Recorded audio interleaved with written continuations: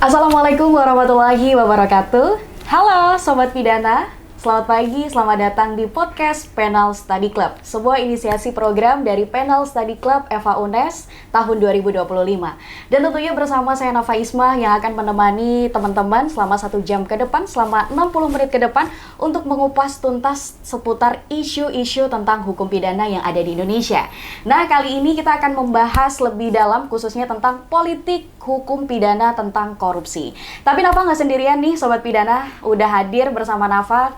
Ya, ini ada Bang Iftar, Bapak Muhammad Iftar Arya Putra SHMH. Beliau merupakan seorang dosen Fakultas Hukum Universitas Semarang dan sekaligus alumni dari PSC FH UNES. Selamat pagi Bang Iftar. Pagi. Saya panggilnya Bang aja ya. Ya. Waalaikumsalam. Siap. Biar lebih akrab karena kita umurnya nggak beda jauh kayaknya nih Bang ya. Kayaknya ya. Gimana Bang, sehat? Oke, alhamdulillah sehat. Tadi perjalanan dari rumah ke sini berapa menit?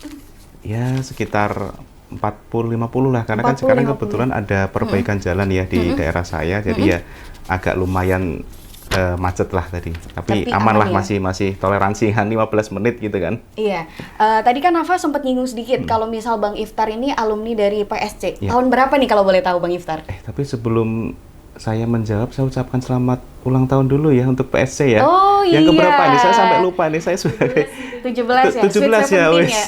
Mantap. 17 tahun ya. Luar biasa. Jadi saya angkatan 2006. Jadi 2006 kita masuk dan angkatan kami ini yang pertama kali melahirkan PSC.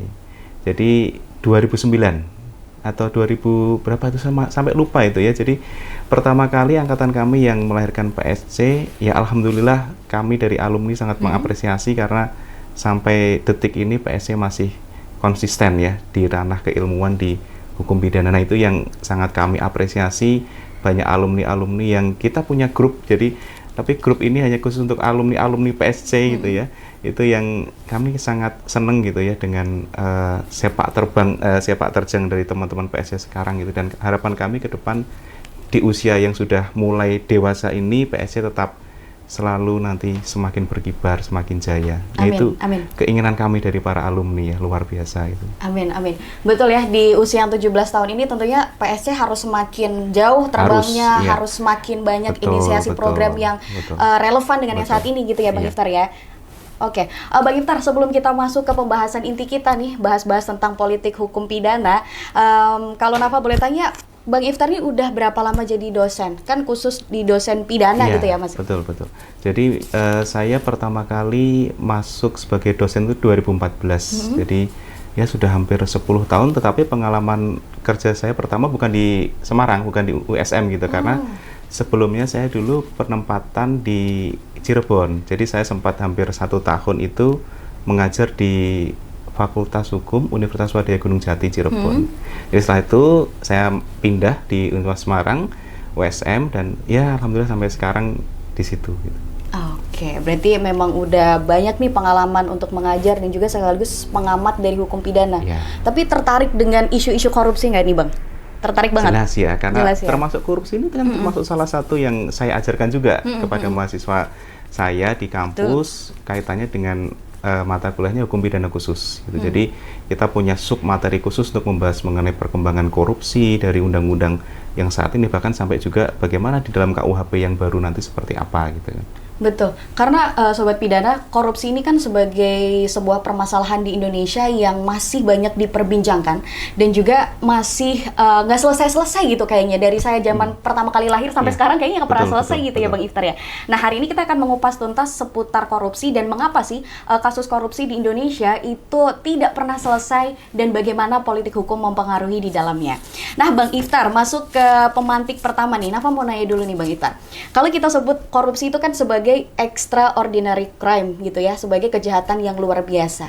Nah, kalau dari Bang Iftar sendiri memandang korupsi itu sebagai apa dan seharusnya korupsi ini bisa diberantas tuh dengan apa gitu Bang? Oke. Ini pertanyaan bagus ya Nafa ya. Jadi kalau kita berbicara tentang korupsi, tindak pidana korupsi, memang tindak pidana korupsi ini sudah ditetapkan sebagai suatu kejahatan yang luar biasa, atau dalam bahasa Inggrisnya kita sebut sebagai extraordinary crime. Dan ini kita sudah sepakat, bahkan almarhum Profesor Muladi itu beliau menyatakan sekarang ini kalau kita bicara extraordinary crime itu tidak hanya kasus HAM berat gitu, tapi juga sekarang ada 5 kan, ada terorisme, narkotika, TPPU, korupsi, dan HAM berat itu. Jadi sekarang mengingat dampaknya yang luar biasa, sehingga pantas kalau kita menyebut bahwa korupsi itu sebagai suatu kejahatan yang luar biasa. Oleh karena korupsi itu merupakan suatu kejahatan yang luar biasa, maka nggak bisa kalau kita kemudian menyelesaikan kasus korupsi, pemberantasan korupsi ini hanya dilakukan dengan cara-cara yang biasa atau bahkan tradisional, jelas tidak mungkin bisa. Oleh karena itu suatu extraordinary crime harus dilakukan extraordinary measure. Jadi artinya harus ada langkah-langkah yang luar biasa juga, keberanian yang luar biasa, political will yang luar biasa dari pemerintah dan stakeholder terkait agar korupsi ini dapat diminimalkan paling tidak. Kalau mungkin sekarang kita berbicara belum bisa memberantas, tapi paling tidak kita bisa meminimalisir kasus-kasus korupsi yang terjadi di Indonesia. Tetapi kalau kita lihat ya, bahkan sampai sekarang pun masih banyak gitu ya berita kasus-kasus korupsi, bahkan bukan hanya korupsi yang di tingkat-tingkat bawah gitu, tapi bahkan korupsi-korupsi tingkat atas, dan bahkan sekarang sedang ramai diperbincangkan di media sosial korupsi-korupsi yang kelasnya kelas big fish gitu kan, yang menyeret nama-nama besar gitu kan. Nah, jadi artinya sebenarnya kita berbicara masalah kasus korupsi, kalau saya boleh mengutip pendapatnya Profesor Barda, beliau mengatakan bahwa korupsi itu sebenarnya permasalahannya itu ada pada masalah mental, moral. Jadi bukan karena misalnya sedikit korupsi yang memang dikarenakan masalah kebutuhan, tetapi karena lebih banyak korupsi itu dikaitkan dengan aspek moral itu. Makanya dalam bukunya beliau mengatakan kita berbicara masalah korupsi itu, penanggulangan, pemberantasan terhadap tindak pidana korupsi itu tidak bisa kalau misalnya hanya kita mengandalkan hukum pidana. Karena hukum pidana itu memiliki keterbatasan. Sehingga Nafa juga, ini kan kebetulan juga teman-teman PSC gitu ya. Betul. Jadi harus paham bahwa hukum pidana itu tidak bisa kalau kita jadikan sebagai satu-satunya upaya untuk menanggulangi kasus korupsi. Makanya Profesor Bada senantiasa mengatakan bahwa penanggulangan korupsi itu tidak bisa, harus dibarengi dengan upaya-upaya yang lain gitu. Jadi memang kalau kita hanya mengandalkan hukum pidana, sifat hukum pidana itu kan hanya pengobatan simptomatik ya, artinya hanya mengobati ketika ada gejala, kemudian ya tidak bisa memberantas sampai ke akar-akarnya.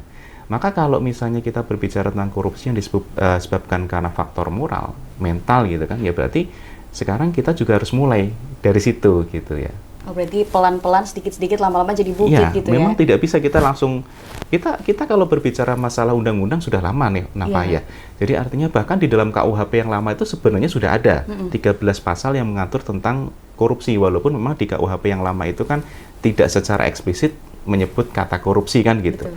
Tetapi sebenarnya di KUHP yang lama ada beberapa tindak pidana korupsi yang sudah diatur. Kemudian setelah eranya KUHP, dulu sempat ada Perpu nomor 24 tahun 1960, kemudian Undang-Undang 3 tahun 1971, hingga yang terakhir ini ada Undang-Undang Tipikor yang sekarang berlaku sebagai hukum positif. Artinya kalau kita lihat dari aspek normatifnya, itu sudah lama gitu. Cuma ya itu kembali, kenapa kok korupsi itu masih merajalela gitu. Ya karena ini masalah mental, masalah moral suatu bangsa. Jadi jangan sampai nanti ini kemudian akhirnya menjadi sesuatu yang membudaya. Ini kalau saya waktu kuliah dulu saya jadi ingat gitu, saya pernah dimarahin dosen gitu karena menyebut korupsi itu sebagai suatu budaya. Jadi dosen saya waktu itu, saya S2, beliau mengatakan, jangan mengatakan korupsi sebagai budaya. Kenapa, Prof? Karena nanti Prof. Selo Sumarjan itu bisa marah gitu. Loh, kenapa? Karena kalau kita berbicara budaya itu sesuatu yang positif, yang baik. Korupsi itu jelek gitu. Makanya saya kemudian waktu itu tapi itu terngiang gitu. Justru karena saya dimarahi oleh guru saya, dosen saya, oh iya ya. Jadi korupsi itu jangan dianggap sebagai suatu budaya. Kalau kita katakan itu sebagai suatu budaya, ini akan langgeng nanti. Betul. Makanya kita jangan menormalisasi bahwa korupsi itu sebagai suatu budaya. Ini ada suatu tindakan yang jelek gitu. Iya. Gitu. Dan kalau misal korupsi dibilang sebagai budaya tuh secara nggak langsung mewajibkan kita untuk melestarikan Nah, malahan ya. itu kan khawatirnya kan gitu. Makanya oke. dulu guru saya mengatakan, ini kalau Profesor Selo Sumarjan masih hidup, Anda itu bisa disuruh keluar gitu dari kelas gitu. Sampai sebegitunya gitu kan. Gitu. Oh ya, Bang Iftar, kalau ngomongin tentang korupsi kan pasti nggak jauh-jauh dari politik nih ya. Nah, tadi kan di awal Nafa tuh juga nge-mention kalau tema kita hari ini adalah politik hukum pidana korupsi. Nah, boleh dijelaskan nih Bang Iftar, sebenarnya apa sih yang dimaksud dengan politik hukum pidana korupsi dan gimana bisa mempengaruhi kasus korupsi yang ada di Indonesia sendiri? Oke, ya ini pertanyaan yang bagus ya. Jadi artinya sebelum kita masuk ke ranah nanti lebih jauh kita pahami dulu yang dimaksud dengan politik hukum pidana itu apa.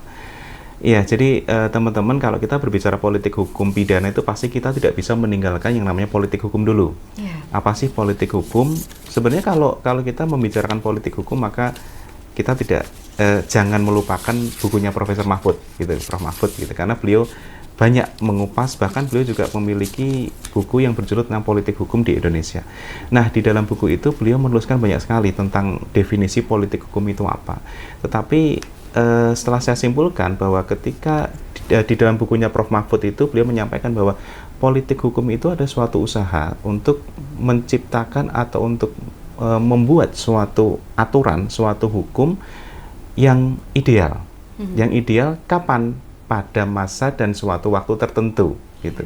Nah, dalam rangka apa politik hukum itu dilakukan oleh pemerintah dalam rangka untuk mencapai tujuan negara.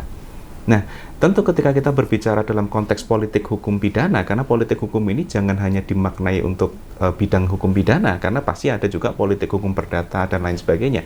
Tapi karena kita itu bagian dari keluarga besar hukum pidana gitu, dan saya juga masih merasa bagian dari PSC gitu kan, maka politik hukum pidana itu harus kita maknai sebagai suatu upaya untuk merumuskan, membuat suatu undang-undang atau hukum pidana yang ideal. Untuk saat ini, bahkan kalau Prof. Sudarto itu di dalam bukunya, beliau mengatakan, politik hukum pidana yang baik itu tidak hanya melihat untuk saat ini, tetapi juga untuk ke depan. Nah, sekarang kita berbicara dalam konteks korupsi. Tentu, kalau kita maknai hukum ini sebagai suatu produk undang-undang, artinya kita larinya ke undang-undang tipikor, ya kan? Nah, kalau kita bicara masalah politik hukum korupsi di Indonesia, tentu kita tidak bisa lepas dari undang-undang korupsi. Pertanyaannya adalah, tadi kita sudah membahas gitu kan, undang-undang korupsi di Indonesia itu sebenarnya sudah lama ada gitu kan, tetapi sekarang yang berlaku kan Undang-Undang 3199. Lantas apakah politik hukum yang ada di dalam Undang-Undang 3199 atau kebijakan-kebijakan, formulasi-formulasi yang ada di dalam undang-undang tersebut itu sudah ideal, kan gitu? Faktanya sampai sekarang undang-undang tersebut belum mengalami perubahan lagi, ya kan? Terakhir mengalami perubahan itu tahun 2001. Ini beda dengan undang-undang KPK. Kalau kita lihat undang-undang KPK pertama kali tahun 30 tahun 2002, maaf. 30 tahun 2002 itu undang-undang KPK pertama kali. Kemudian sudah diubah sebanyak 2 kali, tahun 2015 dan 2019 gitu. Tapi undang-undang tipikor sampai sekarang masih belum mengalami perubahan. Nah, jadi kalau saya memandang di sini, kalau kita berbicara politik hukum pidana, khususnya yang berkaitan dengan korupsi, ya kita akan mengarahkan bagaimana peraturan-peraturan yang khususnya yang berkaitan dengan tindak pidana korupsi itu bisa menjadi lebih baik untuk bisa kita terapkan di kemudian hari, kan itu. Dan arahnya ini memang kalau kita melihat sekarang ini kan politik hukum terkait dengan korupsi yang ada gitu, yang dibangun oleh pemerintah itu adalah ada beberapa pasal-pasal, ada beberapa tindak pidana korupsi yang saat ini itu masuk di dalam Undang-Undang Tipikor ya. Tapi ke depan ini di take over di KUHP nasional. Jadi ada 5 pasal itu, pasal 2 ayat 1, pasal 3, pasal 5, pasal 11, dan satu lagi saya lupa, ada 5 pasal itu yang kemudian nanti dinyatakan tidak berlaku. Dan dia diberlakukan di KUHP yang baru. Karena dia nanti menjadi pasal 603 sampai 604. Ini sempat menjadi polemik juga waktu itu. Jadi khususnya dari teman-teman LSM dan KPK waktu itu. KPK juga menyoroti, ini kalau modelnya seperti ini apakah nanti tidak menghilangkan kekhususan dari tindak pidana korupsi itu sendiri gitu. Tapi di sisi lain ada yang berpendapat tidak gitu, karena yang diambil ini hanya sebatas delik intinya saja atau core crime-nya saja gitu, sehingga ya perdebatan ini akhirnya selesai gitu dengan disahkannya KUHP nasional kemarin itu tahun 2023. Jadi kalau kita bicara masalah politik hukumnya, ya saat ini arahnya kalau menurut saya memang harus ada suatu perubahan ya terkait dengan undang-undang, dan sudah selayaknya untuk saat ini itu kita pertimbangkan untuk melakukan perubahan terhadap undang-undang tindak pidana korupsi. Tadi tuh saya notice nih ya Bang Iftar, tadi kan ada beberapa pasal yang nanti akan diberlakukan di KUHP yang baru. Betul. Nah kalau sekarang kan juga lagi hangat-hangatnya nih masyarakat itu membahas tentang perubahan delik korupsi, ya kan? Dari delik formil ke delik material, begitu ya. Nah khususnya soal tentang pembuktian kerugian negara. Kalau menurut Bang Iftar sendiri deh, gimana sih dampaknya terhadap efektivitas tentang perubahan delik formil ke delik material terhadap penegakan hukum yang ada? Oke, saya coba ingin memberikan sebuah ilustrasi kasus begini, Nafaya. Misalnya ada seseorang yang diberikan proyek, ya kan, untuk membangun sebuah gedung. Ini pegawai negeri ya, pasti kalau kita bicara masalah korupsi dalam Undang-Undang Tipikor pasti pegawai negeri kan biasanya. Dia diserai tugas gitu ya untuk membangun suatu gedung, kemudian membuat anggaran. Anggaran real harusnya habisnya katakanlah hanya sebesar 10 miliar. Oke ya, 10 miliar. Kemudian, tapi dia markup. Dia markup, kemudian sampai 20 miliar. Ya, sehingga dari yang harusnya 10 miliar itu menjadi naik 20 miliar. Nah, ketika misalnya si pegawai negeri ini dia sudah membayarkan uang muka 5 miliar misalkan. Tapi uang dari negara turun 20 miliar katakanlah. Iya. Padahal dia hanya butuh 10 miliar untuk membangun gedung ini. Artinya, kalau misalnya ini dikorupsi, akan ada potensi kerugian yang dialami oleh negara, misalkan seperti itu. Nah, memang kalau kita berbicara dalam konteks tindak pidana korupsi, khususnya pasal 2 ayat 1 dan pasal 3, itu memang awalnya itu kita kualifikasikan sebagai delik formil. Ya kan? Tetapi ternyata setelah pasca putusan MK nomor 25 tahun 2016 kalau saya tidak salah, itu menyatakan bahwa sekarang korupsi khusus di pasal 2 ayat 1 dan pasal 3 itu menjadi delik material. Artinya apa? Kerugian keuangan negara itu tidak bisa kalau hanya sebatas potensi. Jadi harus ada kerugian atau aktual yang bisa dihitung oleh BPK waktu itu. Nah, sehingga dalam hal ini kalau seseorang melakukan suatu tindak pidana yang masih dalam kategori potensi kerugian atau potensialus, maka orang ini tidak bisa diproses hukum. Gitu. Padahal ada suatu pernyataan yang menarik. Waktu itu ketika Undang-Undang 3 tahun 1971 yang masih berlaku, di situ memang, jadi sebenarnya rumusan pasal 2 ayat 1 dan pasal 3 itu bukan rumusan yang baru gitu kan, karena dia sebenarnya di Undang-Undang 3 tahun 71 itu sudah ada. Di pasal 1, ayat 1 huruf A dan huruf B. Nah, rumusan di dalam Undang-Undang 3 tahun 1971 itu sebenarnya rumusannya material. Nah, tetapi ternyata kalau kita membaca bukunya Prof. Barda, beliau di situ menuliskan ada keinginan, ada pendapat, ada masukan bahwa ke depan rumusan delik memperkaya diri sendiri ataupun delik menyalahgunakan kekuasaan jabatan itu jangan dirumuskan secara material. Maka ada masukan ini ke depan harus dirumuskan secara formil gitu, sehingga akhirnya lahirlah Undang-Undang 3199 yang kemudian mencantumkan pasal 2 ayat 1 dan pasal 3 itu di situ dikatakan itu sebagai delik formil. Makanya di situ kan dapat ada frase dapat merugikan keuangan negara baik di pasal 2 ayat 1 maupun pasal 3. Artinya sebelum ada putusan MK tahun 2016 itu orang bisa diproses ketika dia melakukan suatu tindak pidana walaupun kerugiannya masih dalam tahap potensi. Nah, tetapi dengan adanya putusan MK itu, maka sekarang tidak bisa. Harus kerugian itu berupa kerugian yang nyata atau aktual. Jadi tidak bisa kalau misalnya kemudian kita katakan baru potensi kerugian gitu. Sehingga sekarang ini salah satu dampaknya sebagai delik material gitu. Oh, oke.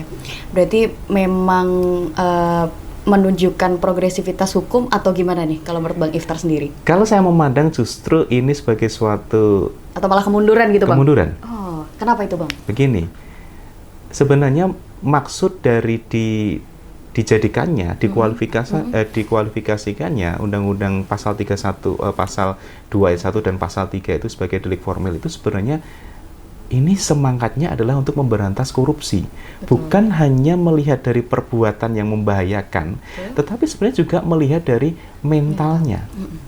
Karena gini, makanya tadi saya katakan di awal tadi bahwa kita bicara korupsi, kita tidak berbicara masalah kebutuhan, tetapi kita berbicara masalah keserakahan. Keserakahan itu berkaitan dengan masalah moral atau mental seseorang, kan gitu. Nah, ketika misalnya kita mengkategorikan pasal 2 ayat 1 dan pasal 3 itu sebatas pada sebagai delik material, katakanlah, yang mana kerugian itu harus ada, berarti di sini kita kan orientasinya pada perbuatan yang membahayakan, gitu kan. Tetapi kalau misalnya di situ kita juga mengakomodir ya, potensi kerugian sebagaimana rumusan awal dari pasal 2 ayat 1 dan pasal 3 itu, maka sebenarnya di sini kita tidak hanya melihat suatu tindak pidana korupsi itu dilihat dari sifat yang membahayakan, perbuatan yang membahayakan, tapi juga dilihat dari sikap batin yang jahat.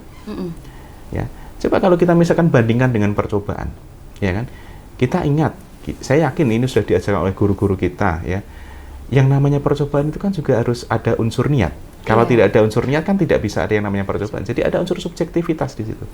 Nah, oleh karena itu, kalau saya berpandangan bahwa sebenarnya dengan dikategorikannya pasal 2 ayat 1 dan pasal 3 itu sebagai suatu delik material, ini justru sebagai suatu langkah mundur bagi saya.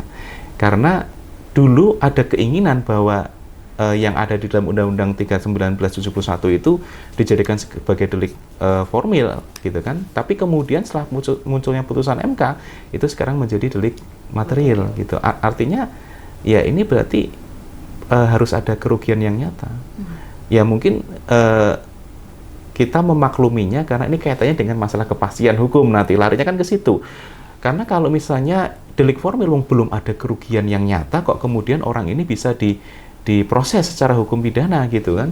Tetapi justru di sini kalau kita melihat semangat dari pemberantasan korupsi, di mana kita tidak bisa hanya melihat suatu perbuatan yang membahayakan, tapi kita juga harus melihat gitu dari sisi mental atau moral. Karena dengan adanya potensi saja, itu sebenarnya kan sudah menunjukkan bahwa si pelaku ini sudah punya mental yang jahat, gitu. Mens rea-nya itu jahat, kan gitu. Nah, justru ini yang kemudian juga harusnya dipertimbangkan juga. Itu kalau menurut saya seperti itu, Neva. Oke. Bang Iftar, kalau ngomongin soal pemberantasan kasus korupsi juga kan kita pengennya ke depan korupsi bisa semakin minim lah. Ya walaupun tidak bisa 100% untuk hilang sepenuhnya, tapi kita berharap bisalah minimalisir agar kasus korupsi tidak makin ada dan tidak makin besar. Kalau ngomongin soal pemberantasan kasus korupsi juga tidak lepas dari para aparat penegak hukum. Misal dari KPK, dari Polri, ataupun dari Kejaksaan. Betul. Nah, kalau menurut Bang Iftar sendiri, gimana sih sebenarnya peran KPK, Polri, Kejaksaan sekarang? Apakah mereka itu sudah ideal?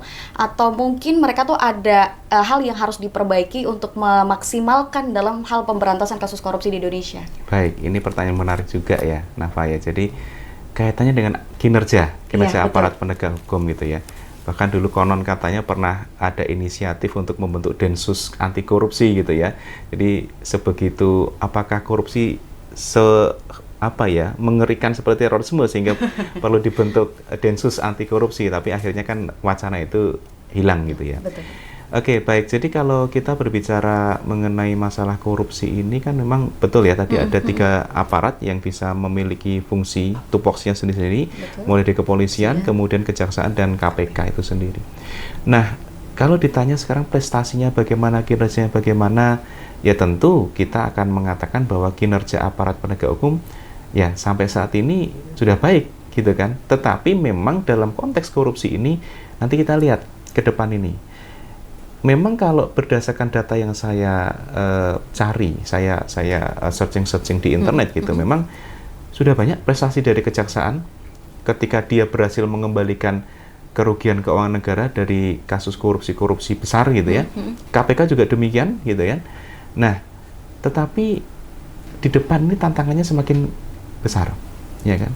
Sebagaimana tadi sudah sempat saya singgung juga bahwa sekarang ini korupsi itu kualitas dan kuantitasnya semakin bertambah. Betul. Makanya saat ini justru yang harus kita menjadi perhatian bagi masyarakat itu adalah penguatan terhadap kelembagaan tersebut. Jadi bukan hanya KPK, tetapi juga kejaksaan khususnya dalam perkara korupsi ini, ya memang harus kita kuatkan posisinya. Tetapi ya alangkah kemarin itu sempat menjadi polemik juga ya, ketika KPK yang awalnya itu dengan istilah super body gitu ya, kemudian muncul undang-undang revisi KPK yang kemudian sebagian kalangan mengatakan ini pelemahan ini. Ya memang kalau dikatakan semua punya argumentasi sendiri-sendiri gitu. Waktu itu saya pernah mendengar sendiri dari Profesor Edi Hiarij ya, waktu itu beliau belum wamen gitu.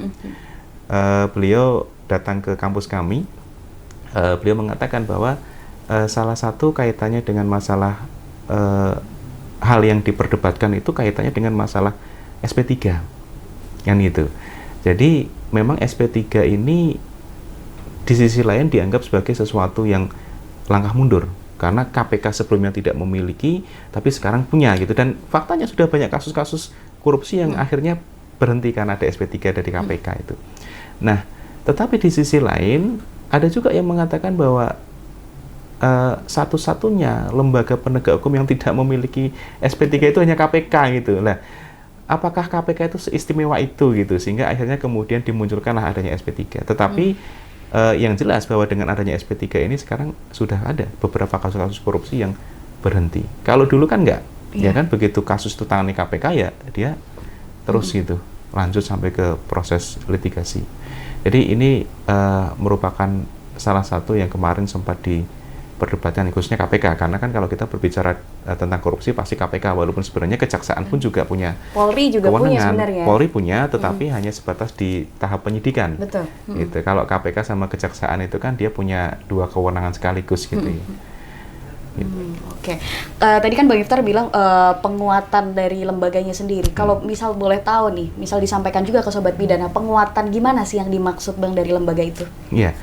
Jadi penguatan terhadap sebenarnya begini, kita berbicara tentang KPK khususnya ya. Ini kebetulan KPK ini kan yang sering menjadi sasaran tembak. Betul. Gitu kan. Orang kan kalau ngomongin korupsi pasti KPK nih. Gitu. Karena entah ya, apakah KPK dulu itu ditakuti, kemudian ini sekarang mulai digembosi gitu ya. Jadi dengan beberapa kewenangan-kewenangan yang artinya dikurangi atau bahkan ada kewenangan baru yang dimunculkan gitu ya. Tentu ini sebagai sesuatu hal yang bisa dikatakan merugikan dalam konteks pemberantasan tindak pidana korupsi, karena jujur masyarakat tuh sampai saat ini masih berharap terhadap KPK gitu. Walaupun kita punya kejaksaan juga gitu ya, tetapi dalam konteks korupsi pasti KPK itu masih menjadi yang diharapkan. Betul. Kan begitu, karena ya selain integritasnya. Namun memang kita tidak bisa pungkiri bahwa KPK di tubuh internal KPK sendiri kemarin juga ada beberapa permasalahan, ya kan? Kita sebagaimana kita ketahui gitu ya.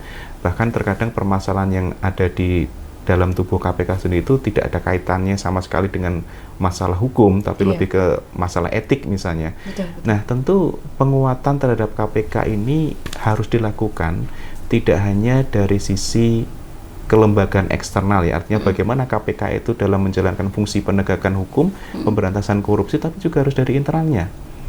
Jadi ya kita harus saling mengevaluasi gitu. Tidak mungkin suatu lembaga itu untuk bisa maju tanpa adanya suatu proses evaluasi. Jadi memang mau tidak mau kita harus menerima kritik dari masyarakat. Ketika ada permasalahan internal, ya kita selesaikan, kita evaluasi, kita selesaikan, kan begitu. Kemudian penguatannya itu kalau saya menilai ya itu tadi, jadi tidak hanya dari bagaimana kinerja KPK. Saya lihat kinerja KPK ini sudah mulai membaik gitu kan daripada beberapa tahun yang lalu gitu kan.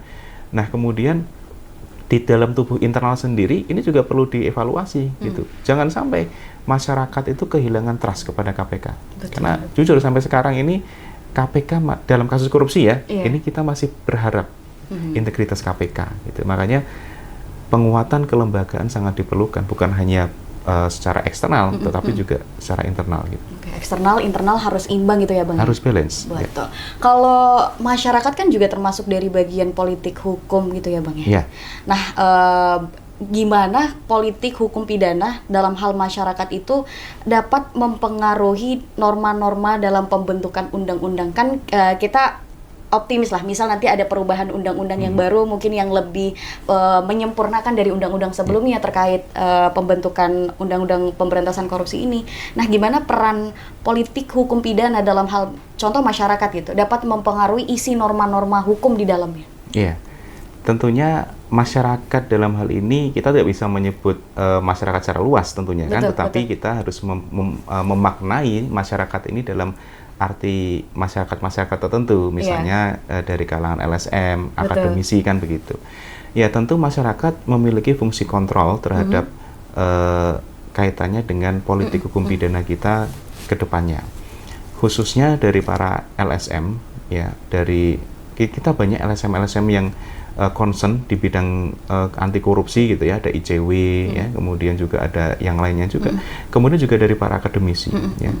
Beberapa perguruan tinggi kita memiliki yang namanya kajian-kajian anti korupsi. Saya nggak tahu kalau di UNES ada ya?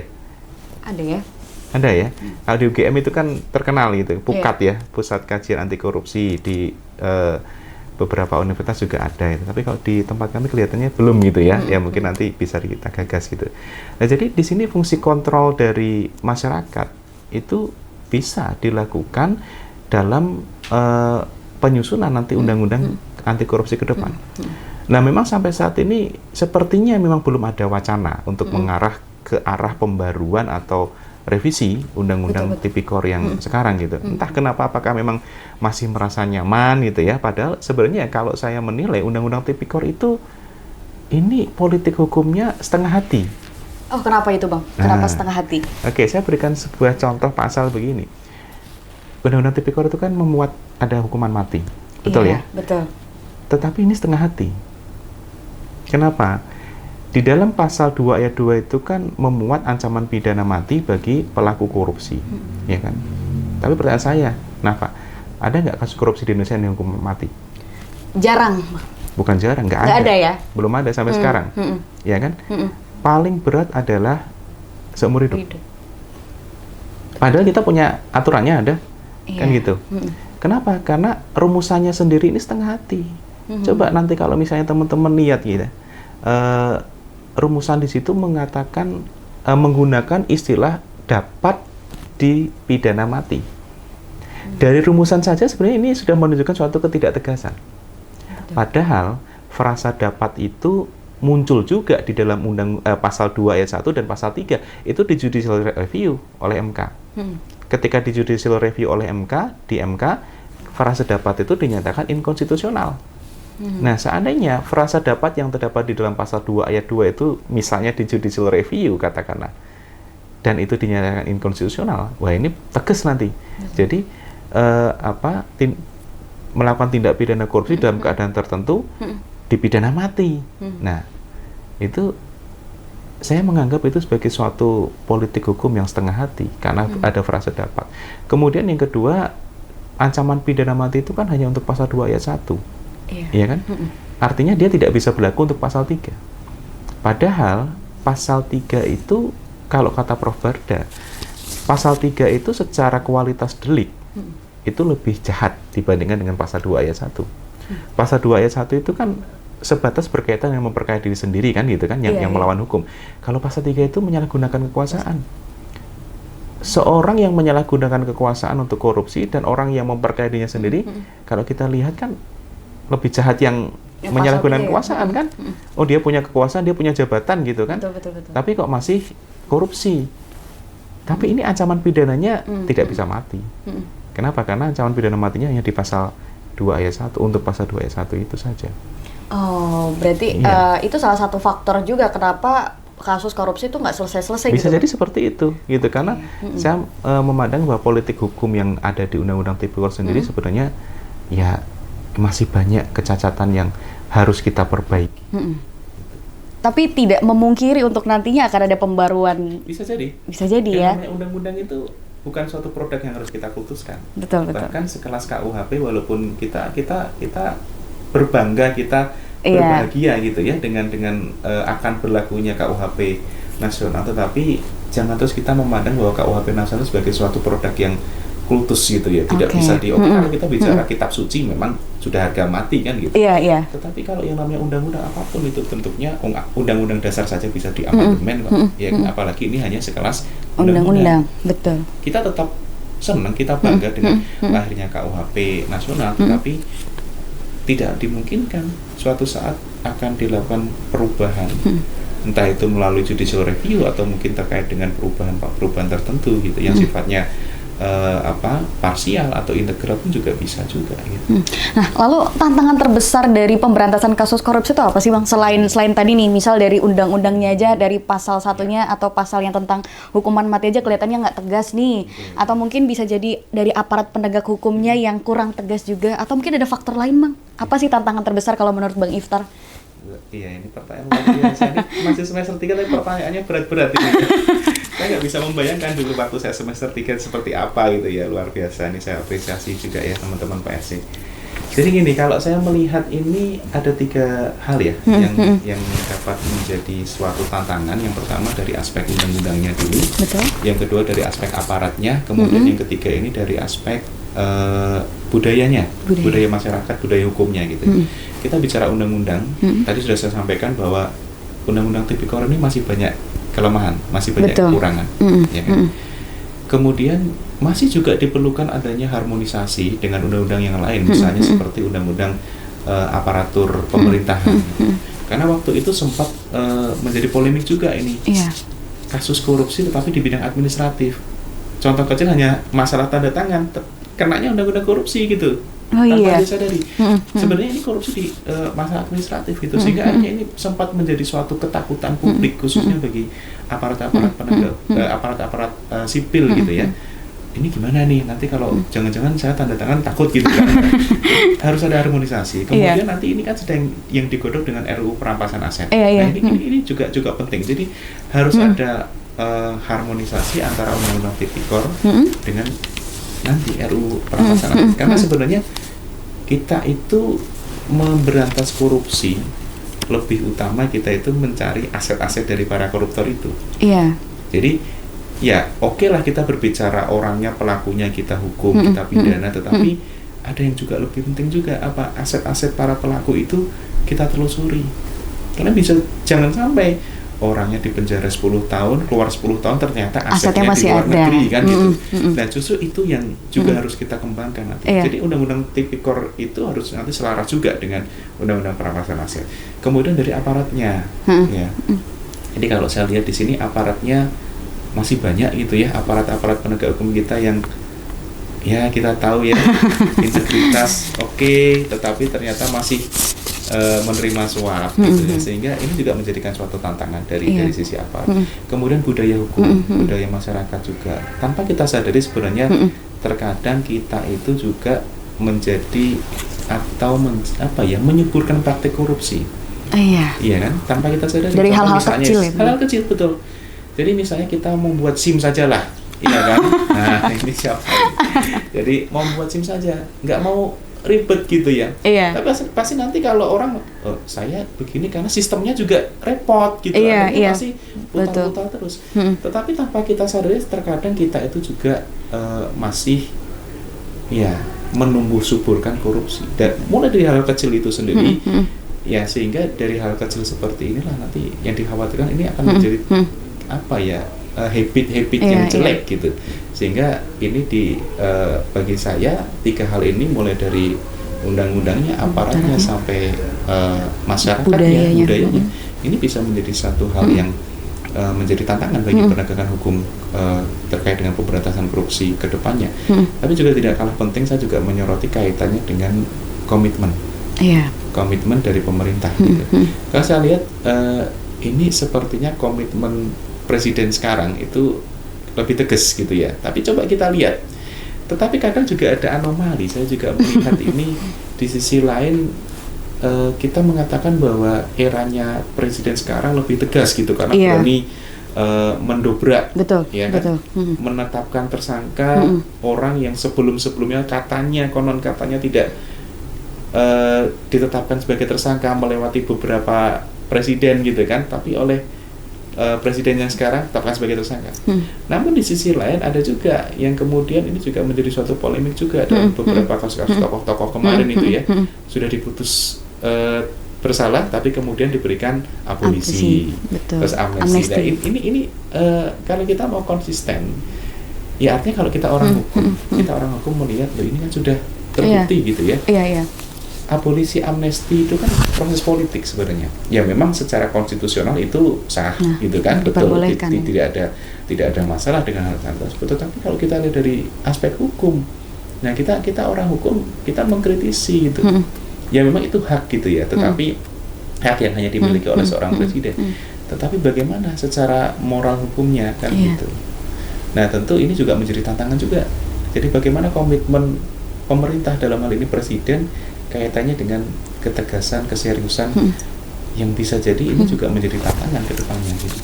Tapi karena kasus yang pemberian abolisi, amnesti itu tuh bikin masyarakat makin mereka tuh bimbang gitu loh Bang Iftar. Jadi di sosial media gitu ya, kalau kita lihat misal di platform-platform misal Instagram, di TikTok, di X, mereka tuh bingung. Ini tuh sebenarnya penegakan hukumnya itu gimana sih, arahnya kemana gitu kan. Bahkan juga kemarin tuh sempat mencuat ada istilah Nepalkan para koruptor gitu kan. Kemarin ada fenomena di Nepal yang sangat rusuh sekali ya. Semoga ya tidak benar-benar terjadi di Indonesia lah. Nah tapi tuh masyarakat itulah salah satu bentuk kekecewaan terhadap para koruptor yang mereka tuh sebenarnya sudah merugikan banyak pihak, sudah merugikan banyak masyarakat, tapi ternyata hanya diberi hukuman yang mungkin tidak sesuai ekspektasi dari masyarakat. Masyarakat kan pengennya udah hukum mati aja, atau mungkin nanti hukumannya berapa belasan tahun atau berapa seumur hidup, tapi ternyata hukumannya di bawah 10 tahun. Dan itu yang membuat kepercayaan masyarakat sebenarnya hampir sedikit menurun. Tapi kalau kita lihat dari segi hukum sendiri kan memang ada prosedurnya ya Bang ya. Jadi tidak semua kasus korupsi besar itu mendapatkan hukuman yang misal yang disebutkan di sosial media atau berapa, misal maksimal 15 tahun, belum tentu dapat 15 tahun. Begitu ya Bang ya? Iya, karena kan ada pertimbangan-pertimbangan betul. Ya inilah bedanya kita orang hukum dengan orang awam. Betul. Ya kita maklum ketika misalnya orang-orang yang tidak belajar hukum, pasti di sini subjektivitasnya yang keluar kan. Betul sekali. Sehingga pasti kita mengatakan koruptor pidana mati. Iya. Kita kadang lupa, undang-undang sendiri kan menyatakan pidana mati hanya untuk pasal 2 ayat 1 kan. Betul. Nah, di sisi lain juga sekarang arah pemidanaan kita itu memang sudah tidak terlalu ke retributif, gitu kan. Betul. Tetapi sekarang yang dicari atau pemidanaan itu tujuannya lebih bersifat ke rehabilitatif, restoratif, ke reedukatif juga gitu. Jadi walaupun tetap masih mempertahankan retributif, tetapi retributif itu tidak seperti dulu gitu. Nah, artinya di sini kalau kita sebagai orang-orang yang sudah menggeluti dalam bidang hukum pidana, tentu nuansa retributif itu sudah mulai ditinggalkan gitu. Jadi makanya saya sering mengatakan itu kepada mahasiswa. Kadang mahasiswa saya itu ketika membuat skripsi itu dia mengatakan ini ancamannya kurang berat Pak. Waduh, nggak saya yang repot ini. Ini saya pikiran jangan-jangan hukum pidana saya gagal gitu kan. Wah kalau ancaman pidananya terlalu ringan, harusnya lebih berat, itu berarti nanti kembali kita ke masa retributif kan gitu. Ya artinya memang betul, memang ini menjadi suatu kebimbangan ya. Jadi masyarakat sebenarnya ini arah kebijakannya kemana gitu. Kita ingin negara kita itu bebas dari korupsi, tetapi ternyata ada kebijakan seperti ini. Ada kebijakan politik seperti ini, dan ini sangat berpengaruh karena bagaimanapun juga political will dari seorang presiden itu bisa menentukan nasib seseorang. Betul. Ya kan? Dan ini juga menunggu ini kasus yang terakhir ini, ya kan? Ini kita lihat ya, nanti kita lihat ke depannya apakah akan senasib dengan kasus-kasus yang sebelumnya atau berbeda nasib. Nah, kita tunggu. Kalau kemarin ini kan kasus yang sebelumnya sudah ramai sejak awal di blow up media. Kalau yang kasus yang terakhir ini kita ya sepertinya tidak seheboh yang sebelumnya gitu ya. Cuma memang kalau kita lihat di sosial media banyak dukungan. Betul. Ya. Tapi coba kita lihat nanti bagaimana political will dari pemerintah gitu. Kalau misalnya kita nggak tahu ya kedepannya itu kasus mantan menteri ini apakah juga nanti akan berakhir dengan penjara Iya. Misalnya dia berakhir dengan penjara, ya berarti nanti masyarakat bingung juga Iya. kembali gitu kan, pasti akan menyamakan dengan kasus yang sebelumnya. Oke, tapi apakah dengan sistem hukum pidana atau sistem politik hukum pidana korupsi yang ada sekarang itu sudah memberikan apa nih ya, warna-warna sebuah keadilan gitu untuk ke depannya, atau masih aduh setengah-setengah nih rasa keadilannya gitu, Bang? Iya. Jadi kalau saya nilai memang kita bicara keadilan itu ini ya agak susah gitu ya. Iya. Karena kita inginnya memang kita bebas dari korupsi. Betul. Ya minimal kita naik peringkat lah dari negara yang tengah-tengah, paling tidak ya wong negara tetangga saja kasus korupsinya juga peringkatnya sudah lebih baik dari kita kan. Iya. Saya menilai memang penegakan kasus korupsi di Indonesia ya belum sepenuhnya maksimal. Betul. Karena memang masih ada beberapa kasus-kasus korupsi yang ternyata tidak sesuai dengan apa ya, kalau saya katakan sebagai hati nurani masyarakat gitu. Iya. Kasus korupsi besar tapi ternyata hukumannya juga tidak maksimal gitu. Ya memang kita tidak mengatakan bahwa hukuman itu harus maksimal gitu. Karena kan pasti ada pertimbangan hakimnya. Betul, gitu ya. betul. Hakim akan mempertimbangkan hukuman mati ketika perbuatannya itu memang dianggap berat. Contoh misalnya seperti kemarin yang sempat menjadi perhatian publik gitu ya, kasus korupsi di Timah, di PT Timah itu sampai konon katanya sampai menyentuh angka 300 triliun gitu ya. Kita tidak tahu kebenaran seperti apa. Tetapi ketika majelis hakim dalam kasus tersebut hanya memutuskan pidana seperti itu gitu kan, wah ini kelihatannya masyarakat juga tidak terima gitu. Bahkan sampai masyarakat netizen itu kan apa ya, heboh gitu. Itu 300 triliun itu kalau ini dialokasikan untuk pendidikan, sosial dan lain itu bisa menghidupi berapa ini ya, selama berapa tahun kan gitu.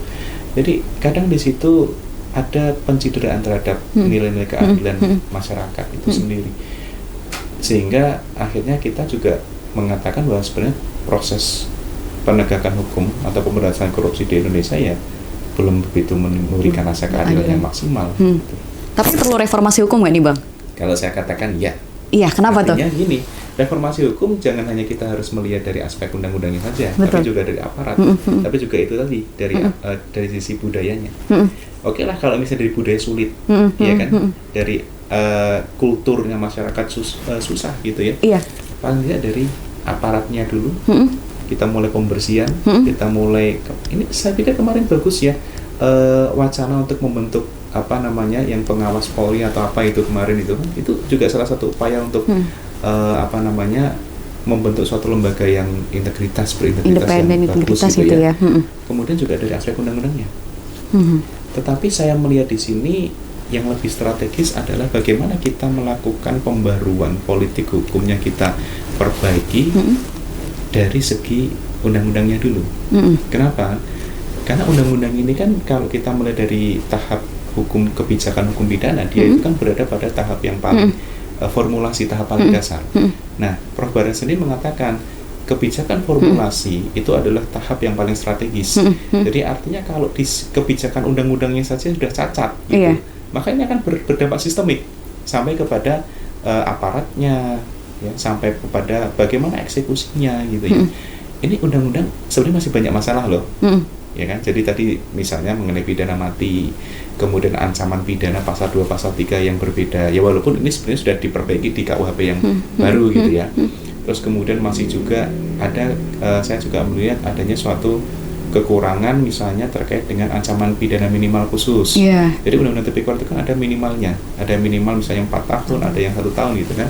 Tetapi ini tidak ada pedoman pemidanaannya. Misalnya kalau dalam hal pemberatan misalnya ada konkursus misalnya, ini yang diperberat yang mana nih? Apakah yang maksimalnya saja ataukah minimalnya juga gitu? Kalau misalnya maksimal 20 tahun, minimal 4 tahun katakanlah, ini 20 tahun mau ditambah sepertiga atau enggak kan gitu. Padahal kita kan maksimal 20 tahun kan itu penjara. Terus kemudian yang 4 tahunnya mau ditambah sepertiga juga atau enggak, itu enggak ada ketentuannya. Kemudian juga kasus korporasi. Ketentuan korporasi dalam Undang-Undang Tipikor itu saya nilai juga belum maksimal juga. Salah satu hal yang terkait dengan korporasi dalam Undang-Undang Tipikor yang belum maksimal itu kaitannya dengan mekanisme atau tata cara denda. Jadi pembayaran denda. Jadi di Undang-Undang Tipikor itu saya belum menemukan ada suatu aturan yang memberikan misalnya mekanisme ini pembayaran dendanya seperti apa. Bagaimana kalau sebuah korporasi itu tidak sanggup membayar denda?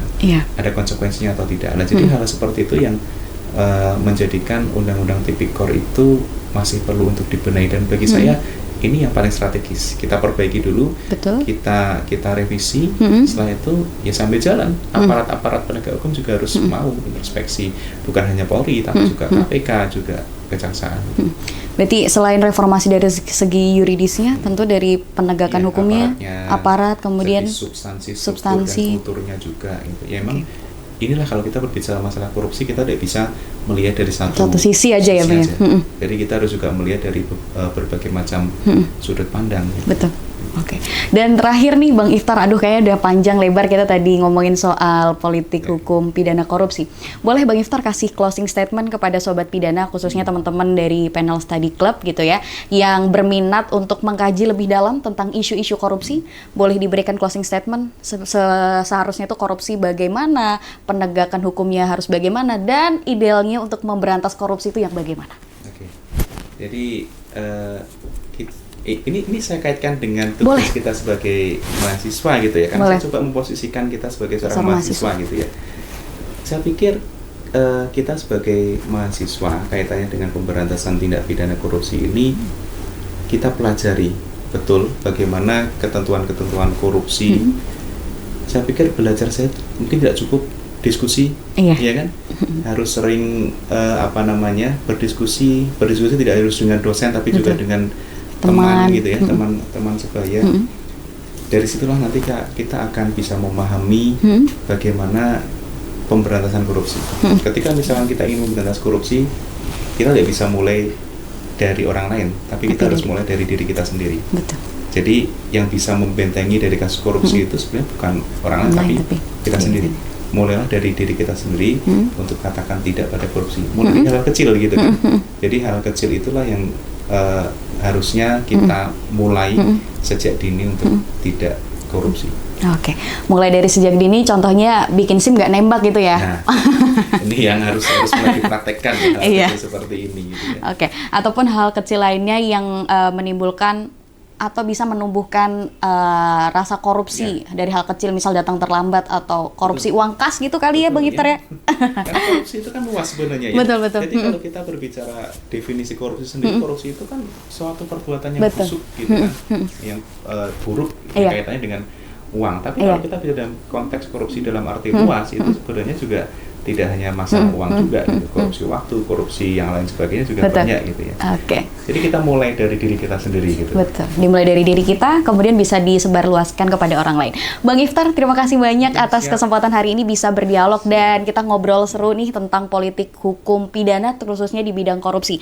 Terima kasih Bang Iftar karena hari ini Nafas sendiri nih dapat insight baru, dapat wawasan baru karena ternyata tuh harus ada nih reformasi hukumnya lihat dari beberapa aspek, misal aspek yuridisnya, aspek penegakan hukumnya, structure, culture, ataupun sampai budaya yang ada di masyarakat. Begitu ya Bang Iftar.